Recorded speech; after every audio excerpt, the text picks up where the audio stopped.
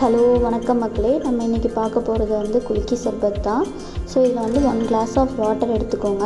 அதில் வந்து 2 spoons of sabja seeds போட்டுக்கோங்க. ஸோ சப்ஜா சீட்ஸ்னால் ஒன்றுமே இல்லை, துளசி விதை தான். ஸோ அதை நல்லா வந்து குலுக்கி விட்டுருங்க. ஸோ 15 minutes அது அப்படியே இருக்கட்டும். நெக்ஸ்ட்டு வந்து இதில் நான் 2 லெமன் எடுத்திருக்கேன். ஸோ நல்லா வந்து ஸ்லைசஸாக கட் பண்ணியிருக்கேன். ஸோ மிளகாய் எடுத்திருக்கேன். இதில் வந்து அதையும் வந்து நான் ஸ்லைசஸாக தான் கட் பண்ணியிருக்கேன். ஸோ லெமன், மிளகாய், மின்ட் இதெல்லாம் நம்மளுக்கு இப்போ ரெடி. ஸோ நம்மளோட சப்ஜா சீட்ஸ் இப்போ நல்லா சோக் பண்ணியாச்சு 15 minutes. ஸோ இப்போ உங்களுக்கு வேணுங்கிற அளவுக்கு ஐஸ் க்யூப்ஸ் ஃபஸ்ட்டு போட்டுக்கோங்க.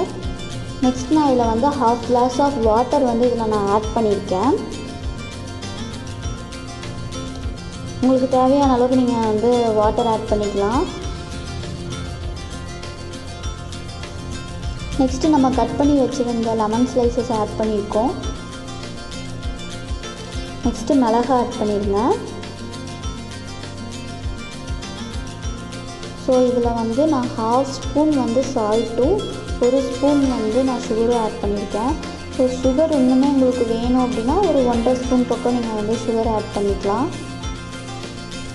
நெக்ஸ்ட்டு வந்து சப்ஜா சீட்ஸ், இப்போ நம்ம வந்து கலக்கி வச்சுருந்த அந்த சப்ஜா சீட்ஸ் வந்து ஆட் பண்ணியாச்சு. நெக்ஸ்ட்டு நீங்கள் ஒரு 1/2 லெமனை கட் பண்ணி அதை நல்லா வந்து புழிஞ்சு விட்டுக்கோங்க.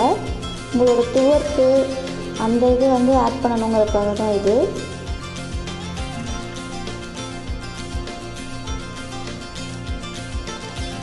நெக்ஸ்ட்டு இதில் மின்ட் ஆட் பண்ணிக்கோங்க.